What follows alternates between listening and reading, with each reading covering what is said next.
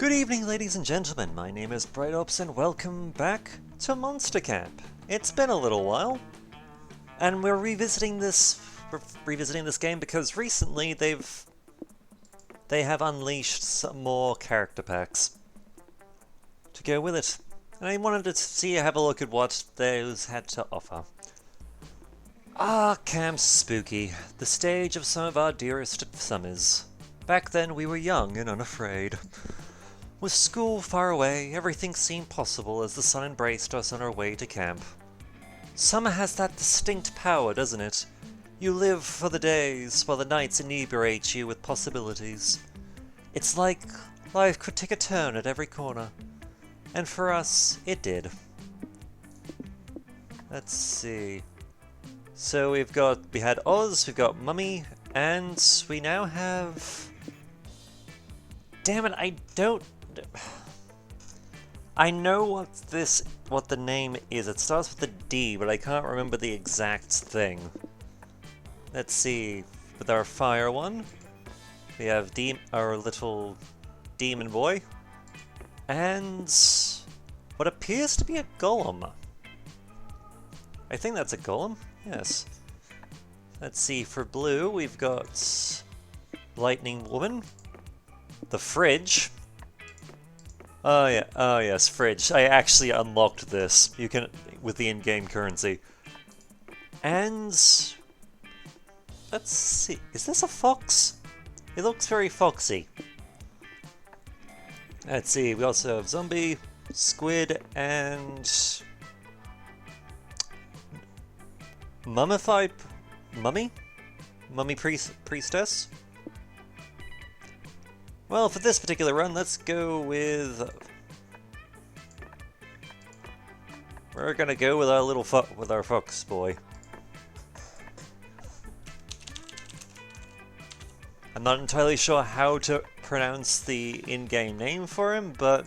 Something tells me this will be fun. Oh god, he makes puns. Oh, that's good. Let's see, for this particular... Let's see, what are we packing? We will take a Beyblade. Let's see, Magic Mirror. And... yeah, let's go with Wood Carving Machete. One might say that the monster prom had hardened us on the highs and lows of love. But no, in love we're always absolute beginners. And summer camp was no different. No one talked about it, but the idea of a summer love loomed over our heads. Close to last day of camp, there was a meteor shower happening just 3 weeks away. Everyone knew that if you were into someone, you were going to watch that damn thing together. And so, a silent yet powerful pressure invaded us. It was the monster prom all over again. Everything seemed uncertain. Everything but one thing. Whoever we were asking on a meteor shower date, it was probably going to be one of the 6 coolest people on that bus. Joy Johnson Joheimer, 23, a badass witch who wanted to chill a bit after saving the world countless times. Avira Mishra, 22, a hot-headed adventurer possessed by a curse that had turned out to be the most annoying roommate ever. Calculista Hulette Packard, version 1.1, a library computer who had become a sentient robot ready to experience life to its fullest. Delilah Anguino, 20, a buff blue demon and warmonger who had set her sights on conquering summer next. Damien LeVay, 21, a fearless demon with a taste for destruction and a love of fire. And Milo Belladonna, 23? A Death Reaper doubling as an internet influencer, and who was profoundly in love with life and all its earthly pleasures. The bus trip was long, and all the summer could be shaped by the first step well taken. And so it was clear It all came down to breaking the ice and causing a good impression with the right person. Which book would you like to take to a deserted island? My Microwave Manual, Interview with the Very Sexy Vampire, Famous Last Words, The Art of War, The Very Angry Prince, and Guide for Speedrunning Life. Personally, Famous Last Words. I'm kind of a morbid person. I adore Famous Last Words. Hollywood deaths are always so glamorous. I thought that Katie Allender very pugnatically portrayed the somber thrill of reaping a dead solid's soul. I can't help but get starstruck. The scent of expensive perfume mingling with the miasma of death. It's just so exciting. Listen to me, getting all aflutter over this book. Bright Ops, come sit with me so we can discuss further. We only had 3 weeks left to woo our crushes and conquer their hearts. But as I already said, we were young and unafraid, and we were ready to start.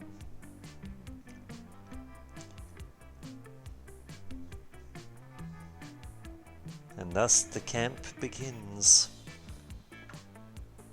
As soon as the loading screen is done. Just follow your instincts.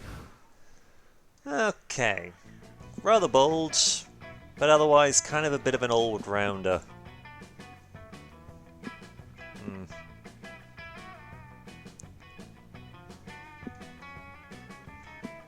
Let's go swimming. That day you decide to take a swimming class in the lake. You learn all sorts of cool swimming techniques. The backstroke, the side stroke, the Macarena stroke, the mime having a stroke. Oh, those strokes sure are fun, though perhaps a bit medically concerning. You gain +2 fun. You find Calculester installing some new solar panels on his back so he can sunbathe. Milo is doing their part for the environment by decorating the panels with gold leaf. Hello, darling. Why, hello there, Brightops, squandering precious minutes of your life wandering by the lake. I am just in love with your Joyle Deviri. I think I said that right. If I'm not, I am probably insulting some language. I am happy.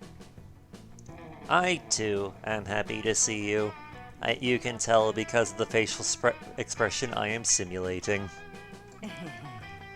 Say, Brightops, care for a swim? Kyle can't go because he would completely cease to function if he swam for even a moment, but I'm dying for a little pleasant midday wetness. Wait, friend Milo. Before engaging in any wetness-related activities, please check the warning flag on the lifeguard booth. Today it is turquoise? I love it! The color of magic, spirituality, and taking baths with your friends. No, this is not right. This is not one of the standard lifeguard flags. Its meaning is ambiguous. A green flag means that it is okay to swim. A yellow flag means that you may swim, but you must be careful. And a red flag, of course, means that you should not attempt to date the lake. We'll just see about that, you think to yourself. But I find this turquoise flag both mysterious and threatening. We must query the lifeguards to discover its meaning. Have you ever realized lifeguard comes from guard and life? The lifeguards? Whoa, Wanda, I think that's us. Yo, brain gasm. Oh yeah, I was wondering if I had to be on this red... Wondering why I had on this red swimsuit. I thought maybe it was an ambulance. Maybe you are. You can't let other people define you, dude. I believe my friend wanted to ask you what that turquoise flag is supposed to mean. Why do I look like a flag professor? Professors don't wear swimsuits. It would be unprofessional. I think it means everything's okay. Or else that a child's been kidnapped. Who decides what things mean, you know? You do! You're the lifeguards! Really? I could have sworn I was an ambulance. Those two are more likely to turn into an actual ambulance than tell you anything useful about the flag. Luckily, you've already solved this mystery. It's a warning that turquoise is back in fashion. Wear turquoise now. It's a turquoise emergency. Or, the flag is there to warn you about the flagpole, so you don't run into it. Shit.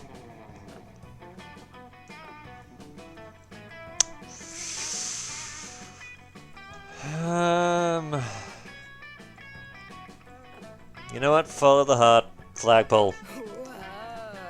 Oh yeah, that's totally what it was for. I do not understand. Would not any color flag serve the same purpose?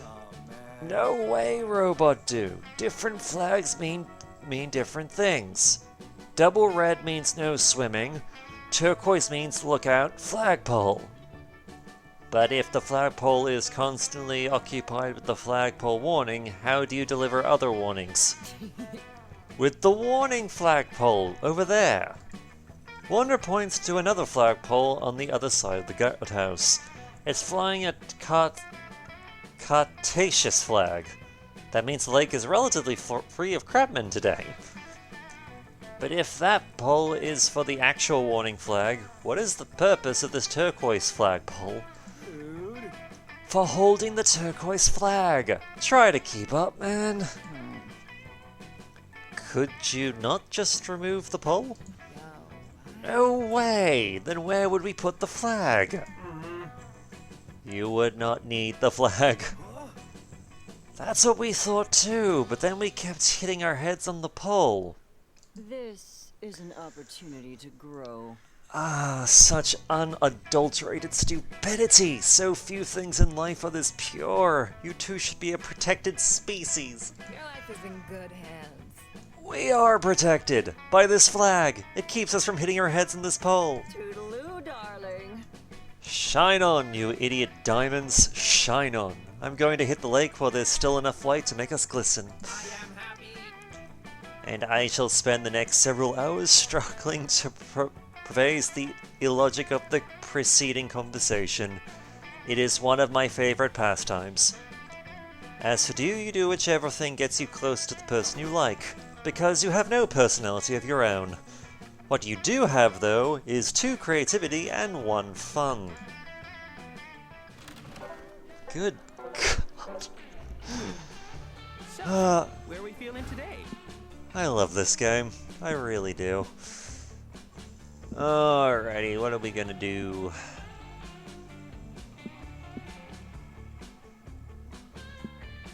Alright, bolt. Why not? No. Yeah, boldness. We'll break the deadlock between fun and bold. You go into the haunted manor with a group, only to immediately split up once you get inside, as is customary. You quickly get lost and have no cell signal, but in a stroke of genius you follow the signs to the haunted manor's lost and found and wait for your friends to pick you up. You find all sorts of cool lost knickknacks while you wait. Some bloody gloves, a haunted iPod, it only plays Thriller by Michael Jackson, a totally normal Furby that still manages to be the creepiest thing in there. At the bottom of the box you even find 2 boldness. Yoink! Who in their right mind would throw that away? Later, Damien and Milo are helping you make the most fire Instapost of all time. Damien did your hair and makeup, and Milo's posed you elegantly in front of like 80 ghosts. Aesthetics on point. This shot is everything! The light is refracting through the ghosts exactly as I planned. Now, Bright Ops, just try and look like you care a little less, okay? Heh. Now that I fixed him up, he looks kinda good. Guess you're not such a dog after all, Bright Ops. Suddenly, the door bursts open. You see a tall, lanky masked man. He's got a knife and the gleam of murder in his eyes. Uh-oh. Hey, teens, prepare to die, because I'm gonna kill you. You can run if you want, but it makes it way less fun for me if you do that. Ah, no, it's the... Wait, what the fuck is your name again? Yes, I'm realizing they don't remember his name either. Can you enlighten us before you murder us, darling? You guys, what the hell? It's me, Jerry, the serial killer Jerry. That stabs horny teens in this weird old house. That Jerry, remember? Go home, loser. Dude, your name is Jerry? That's the least intimidating serial killer name I've ever heard. What are you gonna do, poke me with a toothpick? Damien's right. Jerry is a depressing name. It doesn't provoke fear. It's not memorable. Jerry, dear, your name is a key pillar of your whole serial killer brand. God, I suck at this. Okay, time out from killing. Are you serious? Because I have to kinda knows that people don't always take me seriously when I kill them. Maybe they're just not scared of my name. Fucking duh, dude. Nobody was scared of Richard, the guy who stabs nurses and loves crepes, until he changed his name to the Trash Bag Torso Impaler. Don't let Damien worry you, Jerry. We'll help you rebrand. It's what we do. How about this? The Silken-Handed San Antonio Slayer. Classy, no? Blood. Whoa, that's an awesome serial killer name. Only problem is I'm not from Texas. What if we went with something super classic like the Butcher of Baby Blood? Meh. They kill more teens than babies, right? And you're super weird about sex stuff? Wait. Holy shit, I just figured it out. How about the Campsite Ball Ripper? What? Damien, that's absolutely inspired. But I just checked, and apparently someone already has the handle Campsite Bowl Ripper. That's Campsite Bowl Ripper. Guess that name's taken? I fucking hate the Campsite Bowl Ripper. That guy's my #1 serial killer rival. He's always ripping everyone's balls off before I can stab them. Fuck, this is so hard. Should I just quit, you guys? Oh no, Jerry showed his courage. He's ready to quit serial killing. You hate seeing people give up on their dreams. Come up with the perfect serial killer name for Jerry. Jerry the alleged murderer, or the renowned Austrian symbolist murderer Guy Stab Kim. You know what? I like this one. Jerry the alleged murderer. Alleged murderer. Jerry the alleged murderer. Seems a little confusing, but I guess it's the best nickname we've come up with so far. I guess I'll give it a shot. To test out his new serial killer nickname, Jerry the Alleged Murderer goes on a murdering spree, which is technically defined as 2 or more killings without a cooling off period. A few days later, Jerry finds you, Milo, and Damien. He looks pissed as hell, and extra murdery. He always looks some murdery, but it's way worse than normal. Yeah, come on. Hey, you fucking kids! Were you 3 trying to make me look like an idiot? I never try, dear. Yeah, we didn't do shit for shit for shit. Do shit to shit for shit. What are you so worked up about, Jerry? Jerry turns on the TV, where 2 newscasters are giving the daily serial killer murder recap. Today, a man was arrested for stabbing 2 senior citizens in the eyes. 1 knife per eye, for a total of 4 knives. The police have arrested the alleged murderer. See, that lame-ass murderer is stealing my nickname. I told all my serial killer friends that I'm gonna be the alleged murderer, and now they're all using it. It's bullshit. Next, a man took the stand today for killing all of the delegates of the United Nations, one by one. The alleged murderer refused to give a name. Interpol is still investigating. Fuck, another brand-stealing murderer. I hate these fucking copycats. Why didn't I have the foresight to file a trademark for being a murderer? Oh my, I never thought I would say this, but Jerry the Alleged Murderer makes an insightful point about branding. A brand name should distinguish you from all of your competition. Oh, this is exactly what happened to poor Kleenex. That's why they were crushed by Puffs Plus lotion. You're no survivalist. At least there's one thing we can all agree on. This whole thing is Brightops' fault. He came up with this dumbass nickname, remember? Get dead. Brightops, you ruined my career and I'm going to deal with my emotion by murdering you. There's not going to be anything alleged about it either. Jerry stabs you real bad and leaves you for dead. You wish you were dead, but instead of dying, you just lose 2 charm and 1 boldness. I don't really see that as my fault. Hey, save me a seat. Whatever. Don't think I've seen Milo and Joy together before, so let's see what happens. Milo and Joy are sitting close to the campfire. Joy is looking supremely annoyed while Milo shoves their phone in her face. This should be good. Fancy meeting you here. Oh, hello, Brightops. I've just been showing Joy this delightful little quiz called Which Coven Member Are You? Do you want to give it a try? Enough of this. Do not humor them, Brightops. This quiz does not know justice to the actual trials and tribulations my girl and I go through as Coven members. Oh, don't be so cranky. These questions are fun. Listen to this one.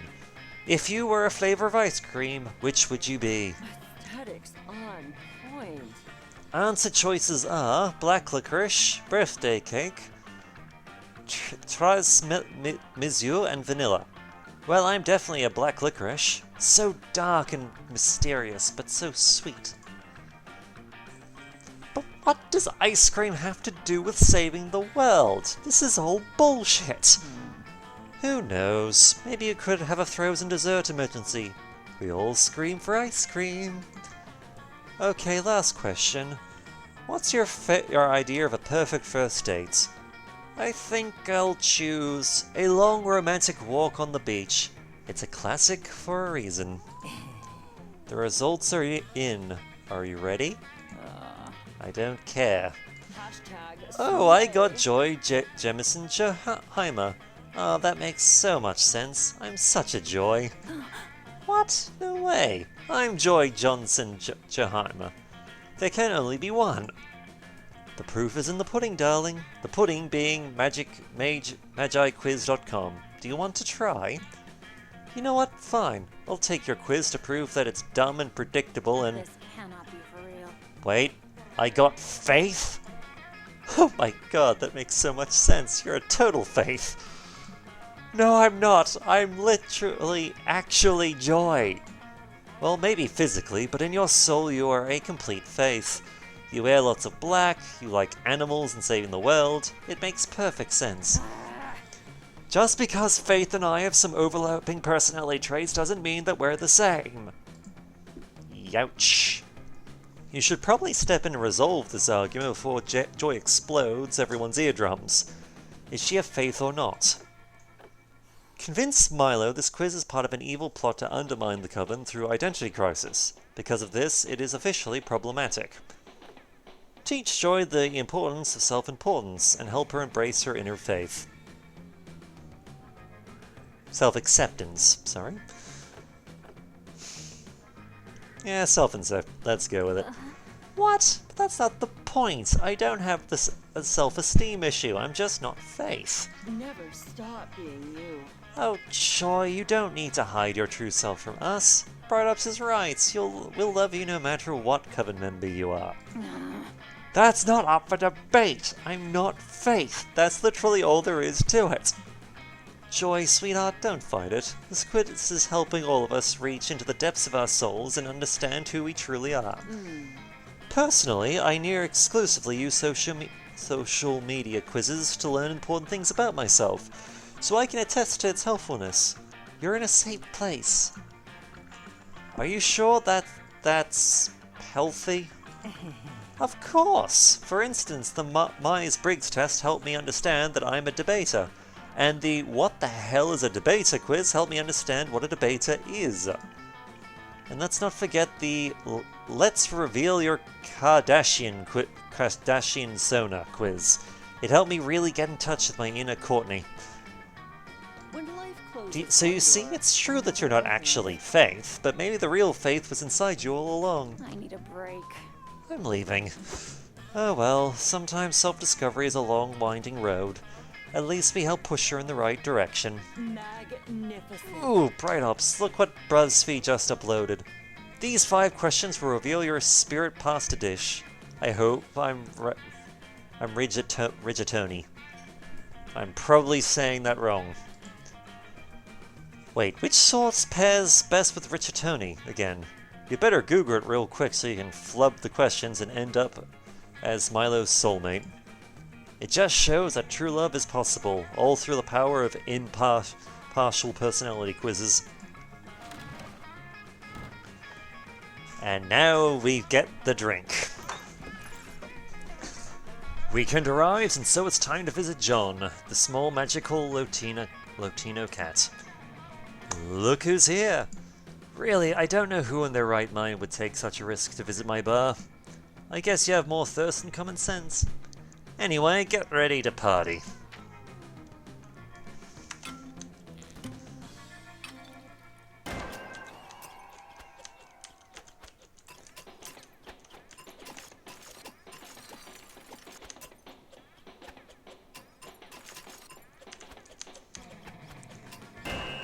Okay.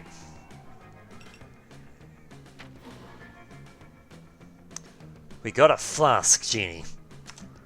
I managed to catch a genie inside that flask. It took me years, and you just drank it. I hope you asked for an important wish at least, like ending world hunger. Fuck yeah, you wish to spend more time with your summer crush.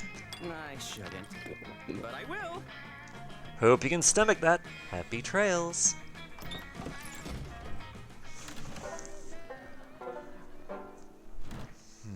Just follow your instincts. Alright, and my instincts right now are that I want to help my charming. Today at the Camp Dome, the game of charades is Charades Extreme. It's just regular charades, but apparently they love to stick extreme onto any classic game. It's your turn and you get 3rd times the charm. 3rd is easy to convey just by using your fingers. But charm is harder. To get your team to guess it right, you act as if you are more charming than you really are. You manage to do that to gain 2 charm by playing that role and bring your team to victory. Hooray! You later find Milo and Calculester. They're not alone. Hello, darling. Bright Ops, hi. This cat. Have you seen this cat? This cat is the cat. I deem that affirmation to be objectively correct, friend Milo. Look at that poise. It emanates a unique energy. This cat has it. Server error. Okay, now I am starting to feel confused. This cat. Calculus, there's a genie sans qua to this cat. A star quality, you could say.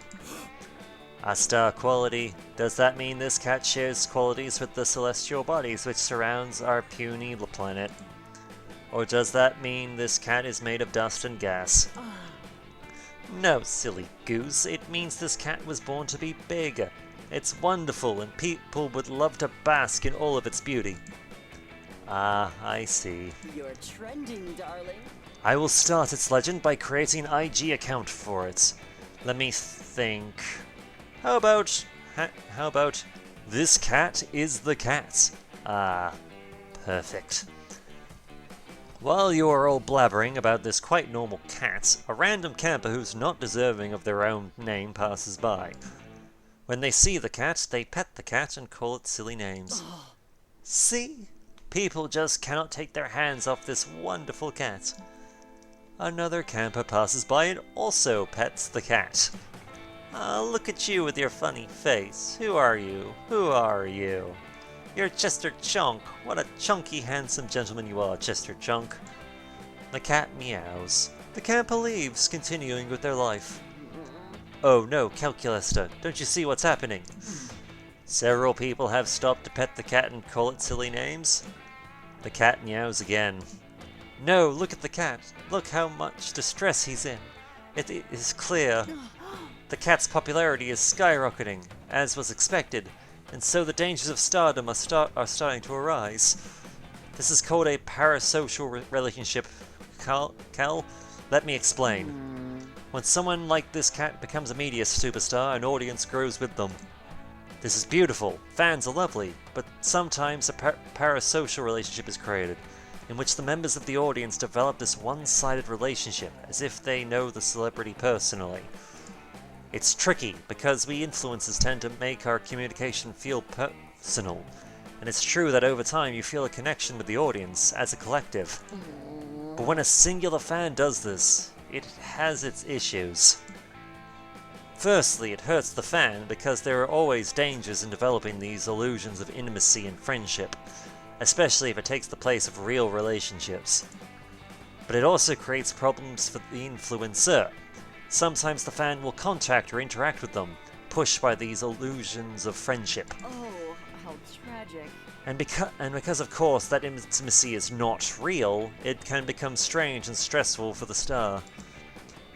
This cat is showing obvious distress caused by the parasocial relationship those campers showed by petting it out of the blue and even using pet names they created themselves, as if they knew Cat from before. All that you have said makes total sense, friend Milo. I am sad that you have to endure such hard times. No, not me. Don't worry about me. Worry about the cat. I realize you are attempting to help. But why? How does that make us different than the parasocial relationship-seeking campers? We just found this cat. Cat forever. Nonsense! We and this cat are BFFs forever, Carl. Yes, BFFs forever. That's right. I meant what I said. And as BFFs, we need care for this poor wonderful thing and help it so we can relax from the distress of parasocial relationships. Come on, Bright Ops, join us. We need to do this. For the cat. Just give the cat a cardboard box. Cats are entranced by those things. Or the cat needs to decompress through joyful pleasure, and there's no bigger pleasure for a cat than driving a Ferrari. Box. You are saving this cardboard box for your stolen sock collection, but this is more important. You throw it on the floor. The cat immediately jumps into the box. The cat seems to like it. 12 hours later. I need to recharge. Friend Milo, do you think the cat has relaxed yet? I must return to my charging port soon before I experience the closest thing I can to death. Maybe. Let's check. They try to get the cat out of the box, but the cat starts meowing. Okay. Maybe it needs some more time in there. Yeah, let's give it its space. You leave the cat in the box. Some days later you come back to check on it. Look, the box is there. It's closed. Maybe the cat left. I hope in peace. You get closer to the box and hear some meows. Oh, it's still there. Come out, kitty. Another meow. Oh no, the cat has gotten so used to the box that now it doesn't want to come out. It has probably found too much comfort in the box. This is the risk of getting a bit too comfortable. You may get stuck in that comfort. In reality, we all have our own cardboard box in which we feel a bit too comfortable. Sometimes it's good to abandon your box, but as the cat's friends, we can only be patient, supportive, and understanding of its feelings. Cat, can you hear us? We believe in you. We'll be waiting for you here. The cat meows. What if we support the cat by visiting it in its box? Classic cat. Yeah, great idea. Cat, can we come in? Whoa, I would never have expected the box to be like this on the inside. This cat has the soul of an interior designer. I am mostly impressed by the Rococo bath. I have no idea how to pronounce that. Bathtub. It is deeply intriguing. How was the cat capable of installing pipework inside the cardboard box? And all these posters. Who could have known the cat was into these very specific music genres? You want in on this? You try to enter too. No, Bright Ops, wait. It's already too packed here. I'm afraid there's no space for you. Sorry. You understand, right? It would only bring distress to the cat. The cat meows. You leave, hurt by being left out. The voices and sounds from within the cardboard box imply that lots of cool stuff is happening, and somehow more than just 3 people in there? You lose 2 fun and 1 creativity out of the FOMO.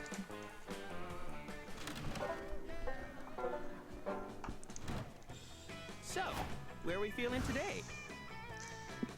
Alright. Might as well do creativity, we need to see the thing. That day in Monster Scouts, you learn to identify different berries. You all search for berries and try to identify them. A blackberry, a blueberry. But Rachel, the deer person, finds a very weirdly shaped berry no one can identify. You all stare at it for hours. It's closer to abstract art than to a berry somehow.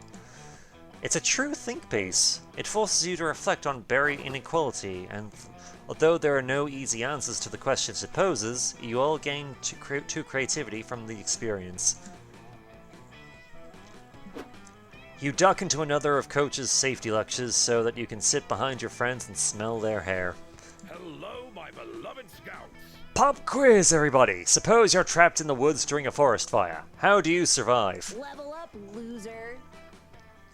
Easy. I switch to one of the 11 fire-resistant armor sets I carry with me at all times. This is the first day of the rest of your life.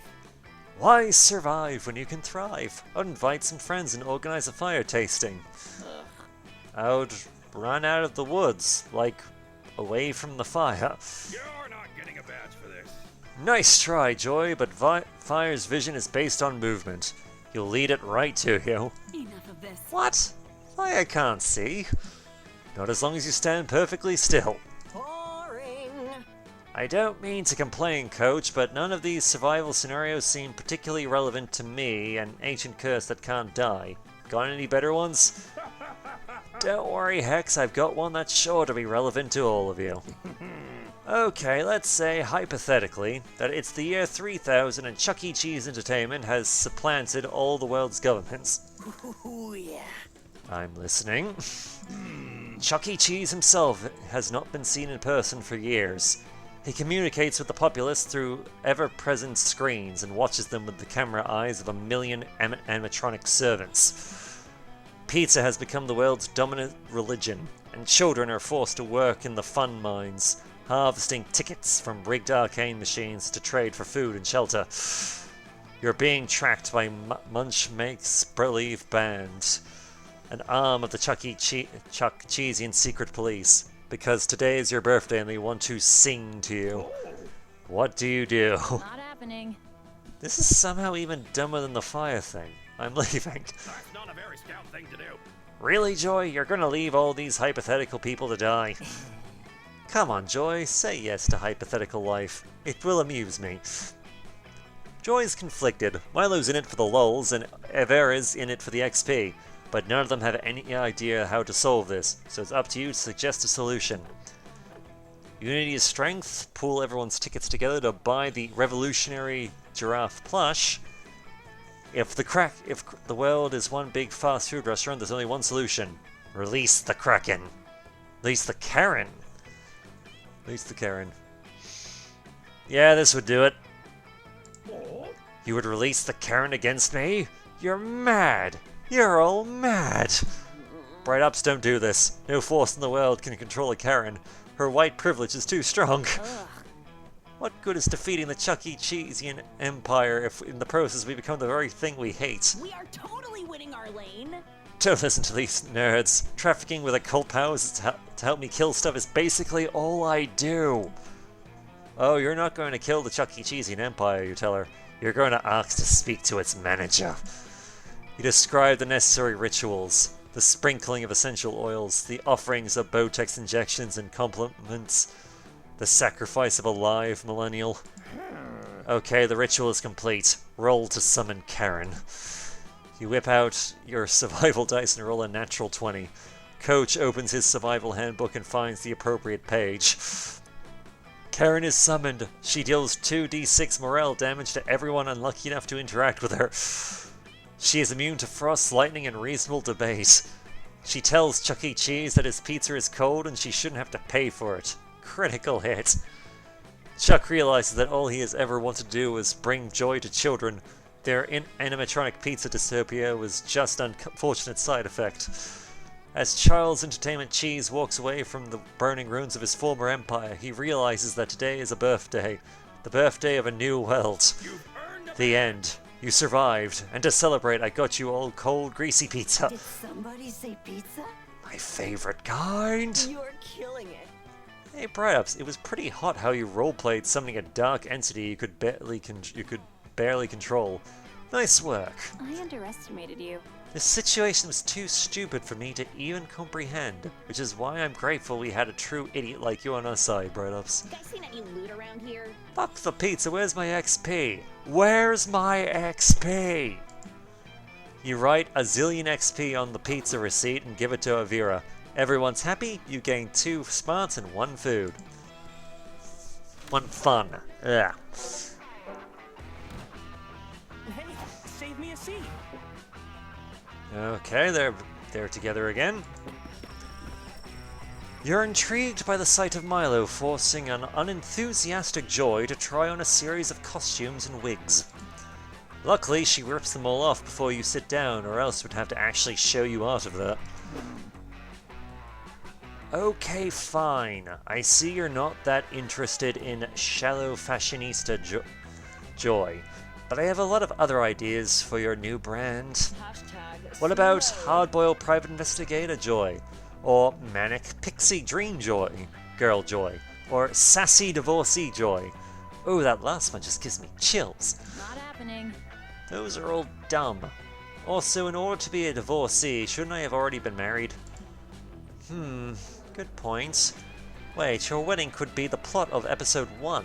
This coven stuff writes itself. Enough of this. Milo, I already told you I don't need a new brand. I don't even have a brand. The idea that my personality is merely a trademark is dehumanizing and reductive.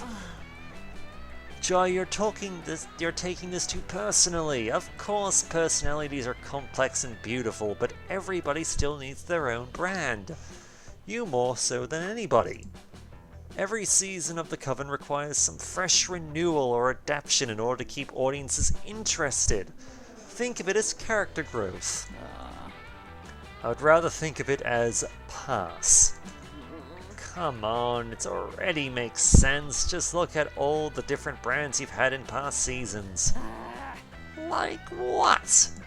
Like insecure but brave Joy, who fought to fill the shoes of previous Coven leader Grace after her tragic death. Or grim interdimensional survivor Joy, who used the quantum compass to hop through dimensions after the Herald of the Longest Night killed Hope.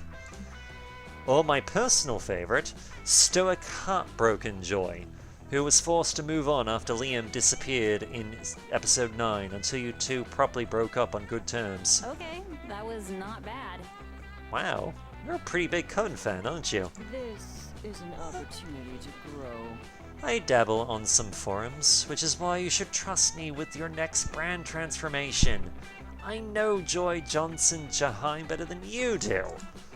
Actually, Milo knows Joy Johnson Jaheim only second best. At least that's what you're going to make them believe. What brand should Joy adopt for the next season?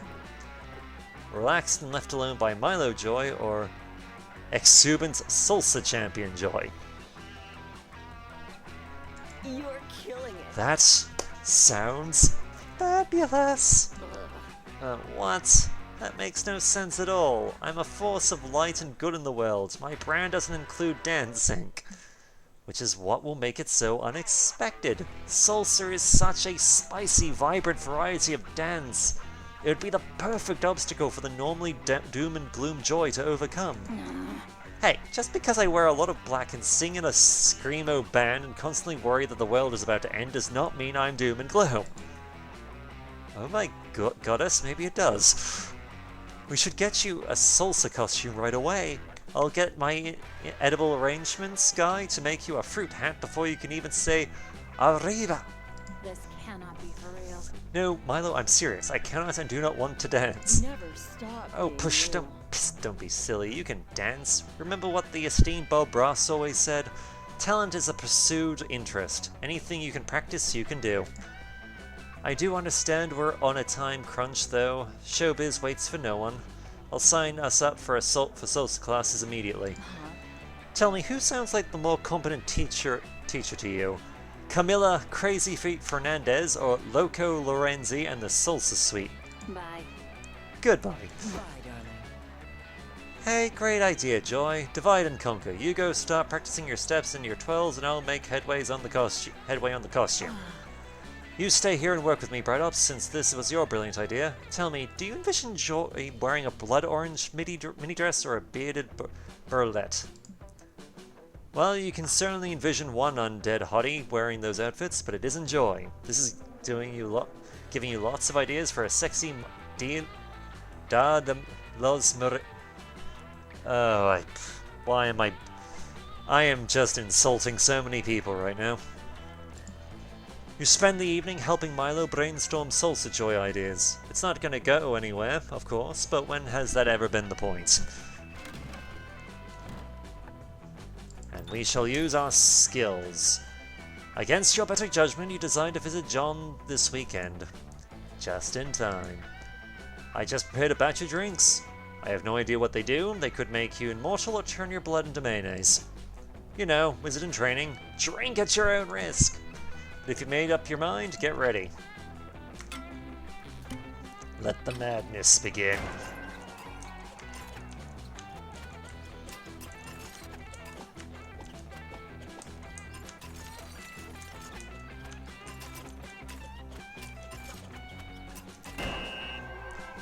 What is this?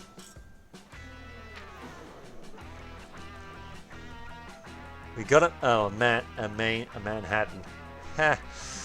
A Manhattan, yeah, I turned an actual location into a drink.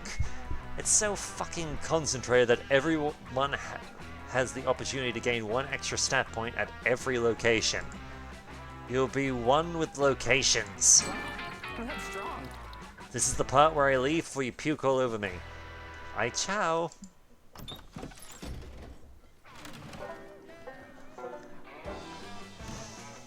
So, where are we feeling today? Alrighty. Well, we haven't done the Fort Woods yet, so...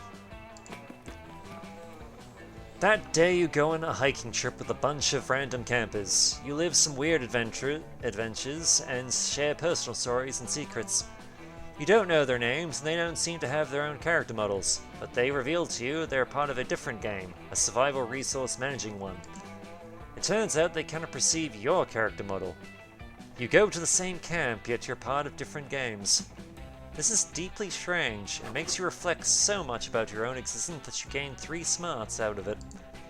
They apparently gain 11 berries and 3 stamina, whatever that means.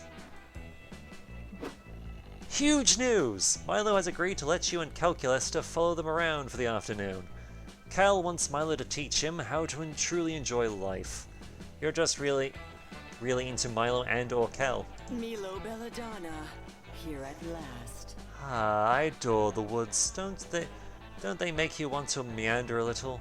Here, Bright Ops, take my picture while I pretend to be lost among the trees. Engaging campmodule.exe.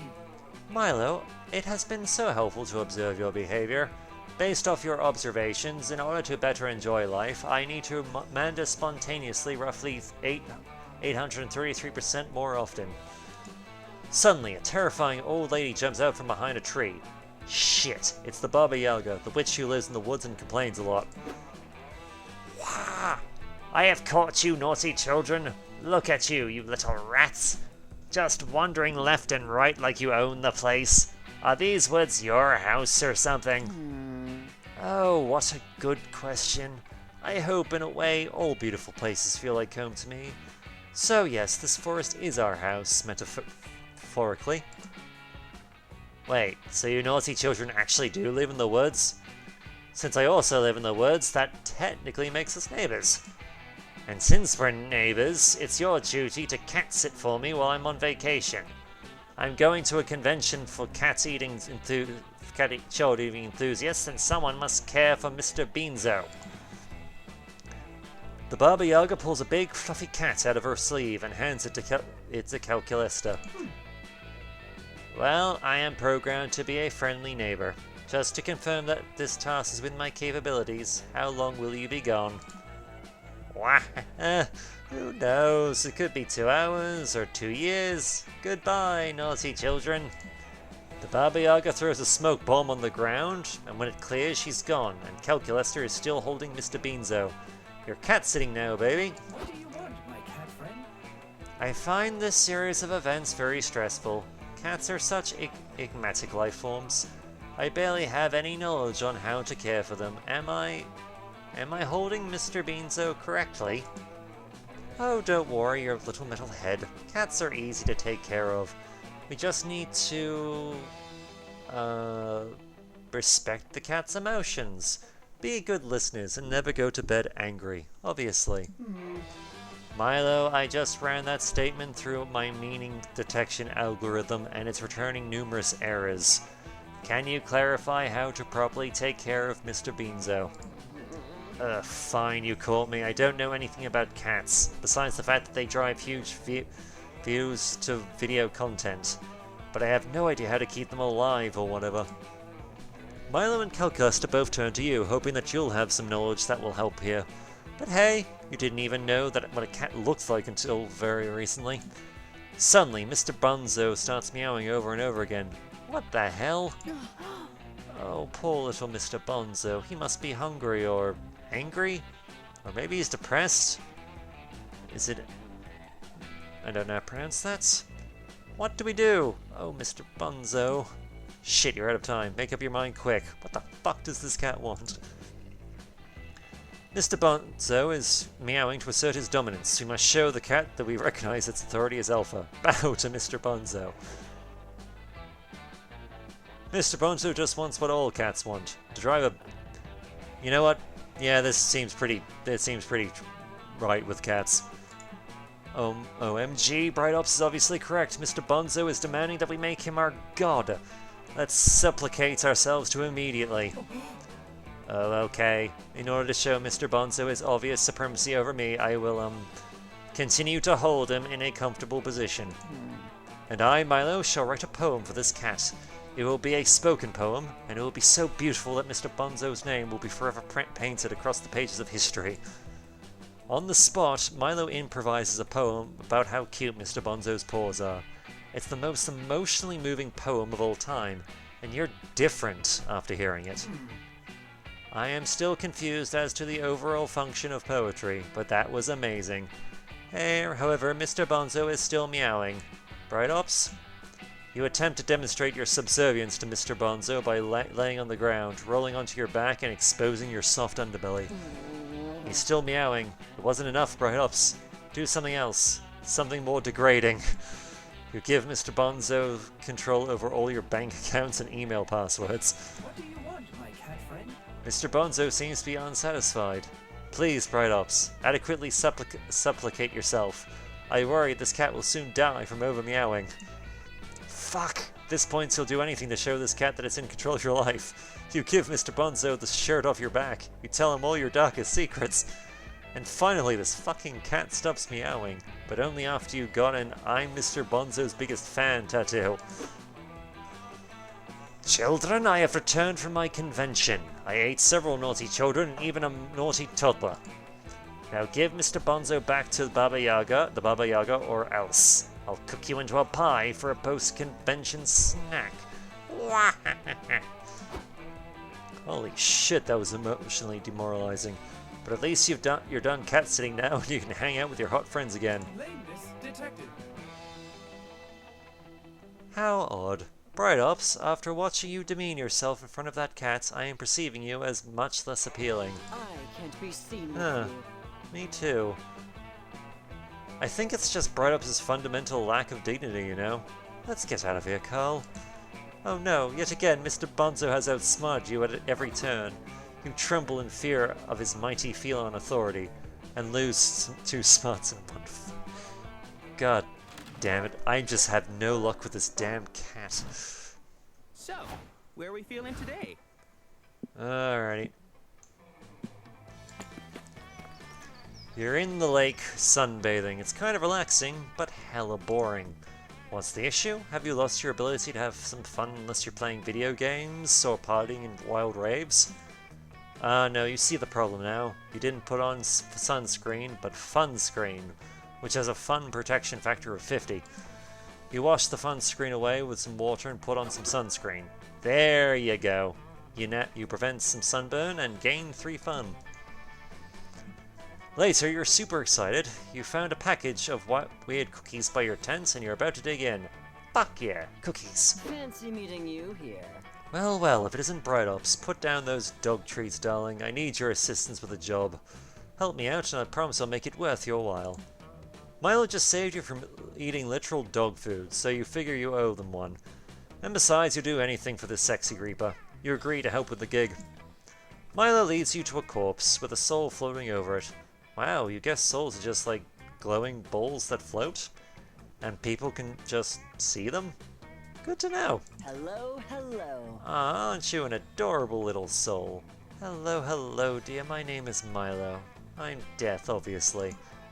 The soul responds, Hail and well met. I am the master of peasant torture for my divine sovereign, the Mer King. If memory serves, the Mer King chopped off my head.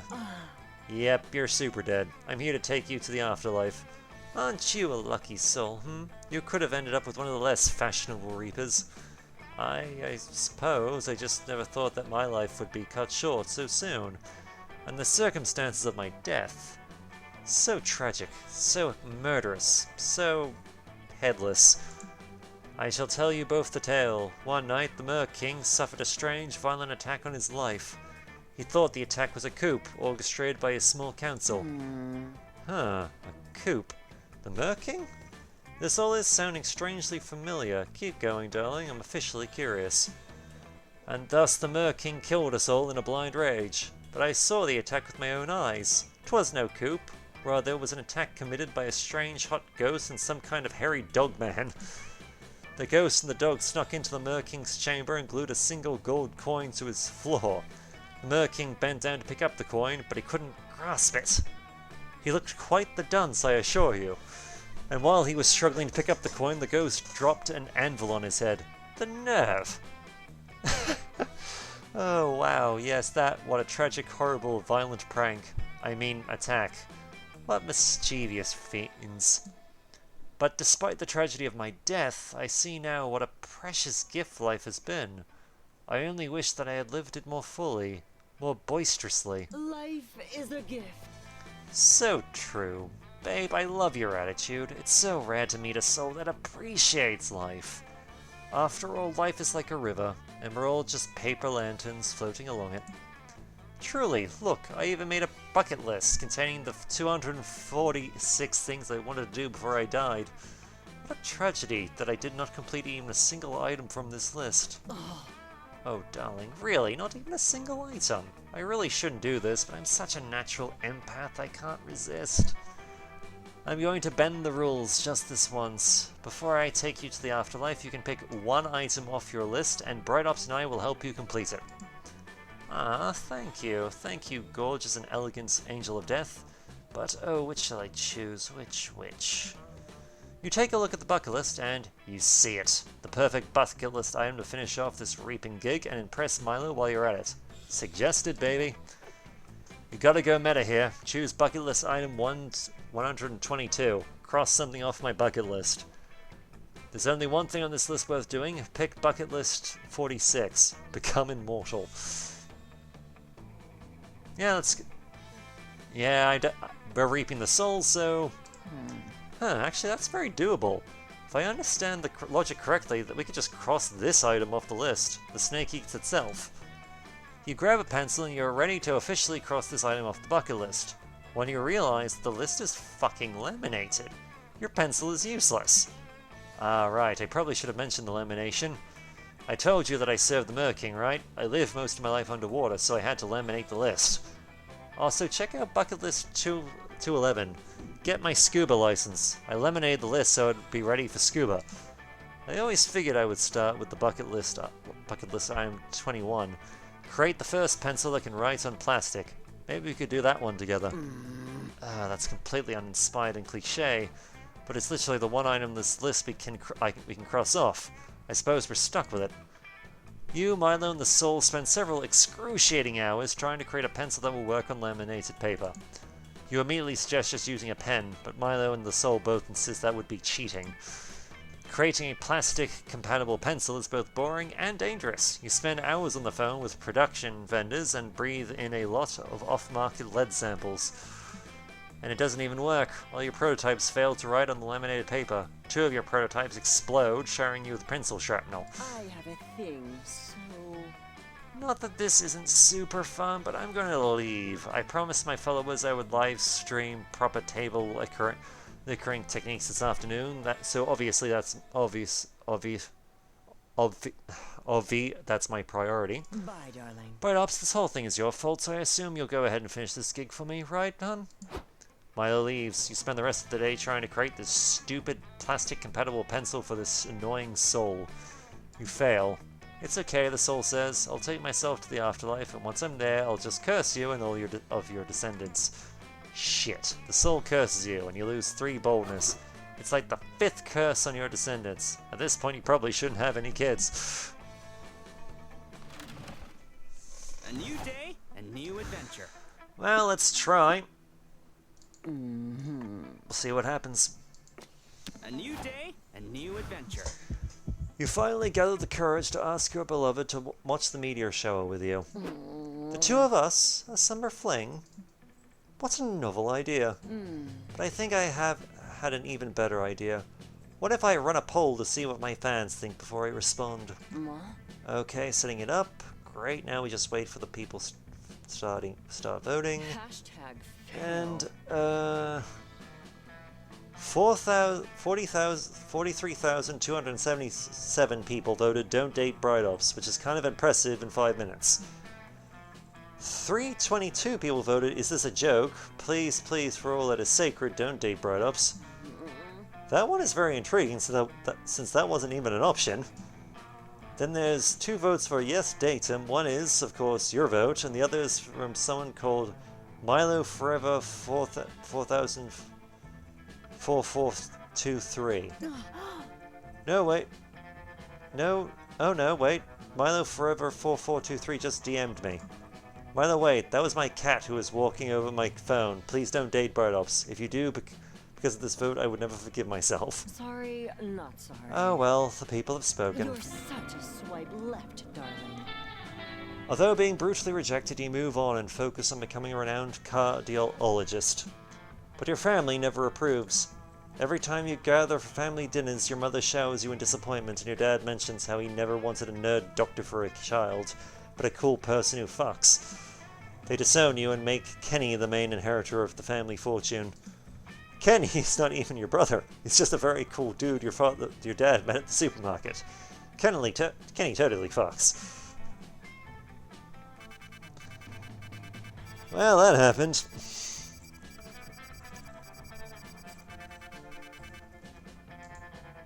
But we had fun, and that's really all that matters, win or lose.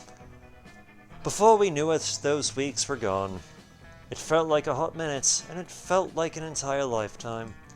That night, as we saw summer coming to an end, we all wondered what could come next for us. It felt like the end of something big. Little did we know, life still had many wonders and misadventures in store for us.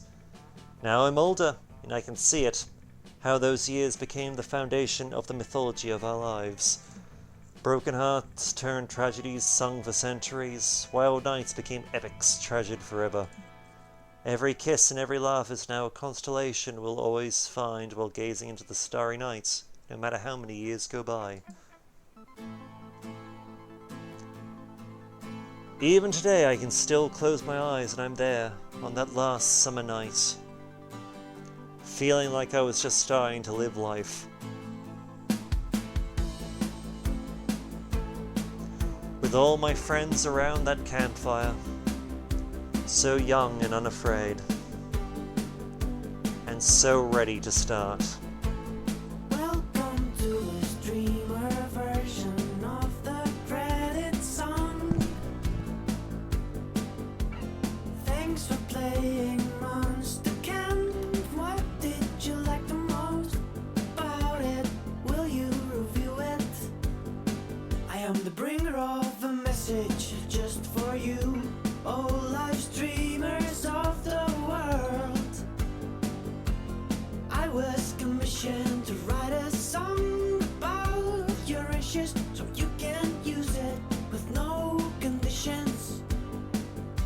It's a pinky promise. It won't strike you down, down, down. We won't bother you down the line. You will monetize streaming Monster Camp. You won't get a strike playing Monster Camp. You'll be just fine streaming Monster Camp. You will monetize playing Monster Camp. You'll be just fine. Don't forget to like and subscribe and hit the notification bell. Whatever you will make your favorite streamer stay a bit better. Don't you forget it. Like if making content wasn't hard enough to worry about this stuff, like losing all your revenue or getting your third strike, but not with Monster Camp. Streaming Monster Camp, you won't get a strike playing Monster Camp. You'll be just fine. So now that we're here, my name is Claudia Martinez. Oh yeah, I made most of the music for the game. What did you think of it? Come on, just go and buy it. Please buy it, Dolly and Diamond have me looked up writing songs for Pentagram, and they won't let me go until we sell 1 million copies. Streaming Monster Camp, you won't get a strike playing Monster Camp. You'll be just fine. Say goodbye to the streamer version of the credit song. And remember, streaming Monster Camp, you'll be just fine.